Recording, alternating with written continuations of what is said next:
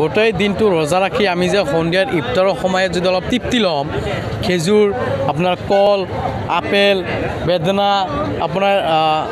কমলা টেঙা যিহল আছে একল দি যে আমি অলপ ইফতার কৰিম সেইটো আমাৰ কাৰণে এটা অসম্ভব হয়ে পড়েছে কিয়নো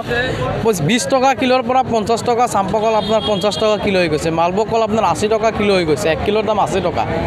আপেল আমি 120 টাকা কিনি লৈছোঁ এতিয়া 200 টাকাতে কিনিবলগীয়া হৈছে দুখীয়া শ্ৰেণীৰ মানুহ আমি কেনেকা 1 কিলো আমি ইমান 200 টাকা দি বস্তু আমি কেনেকৈ ইফতাৰ কৰিব পাৰিম গতিকে মই চৰকাৰৰ লগতে জিলা প্ৰশাসনৰ লগতে যোগান মন্ত্ৰীক আহ্বান জনাইছোঁ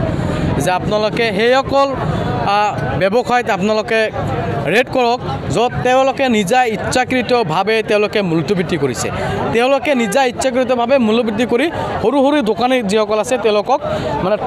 মূল্যবৃদ্ধিৰ চাপটো বঢ়াই দিছে যাৰ কাৰণে তেওঁলোকে কি কৰিছে বেছি দামত বিক্ৰী কৰিবলগীয়া হৈছে আৰু আমাৰ নিচিনা দুখীয়া শ্ৰেণীৰ গ্ৰাহকৰ লগত তেওঁলোকৰ কাজিয়াৰ সৃষ্টি হৈ আছে সদায়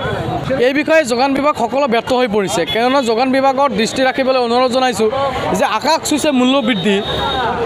যোগান বিভাগে ব্যৰ্থ হৈ পৰিছে এই কাৰণে যে 1 কিলো 100 টকাৰ তাত 200 টাকা হৈ গৈছে ডাবল বৃদ্ধি পাইছে গতিকে যোগান মন্ত্ৰী কি কৰি আছে তেওঁলোকে কোনো ধৰণৰ ভূক্ষেপ কৰা নাই তেওঁলোকে কোনো ধৰণৰ বিধ ব্যৱস্থা কৰা নাই গতিকে আপোনালোকৰ মিডিয়াৰ জৰিয়তে মই যোগান বিভাগক অনুৰোধ জনাইছোঁ যে আপোনালোকে সেইসকল ব্যৱসায়িক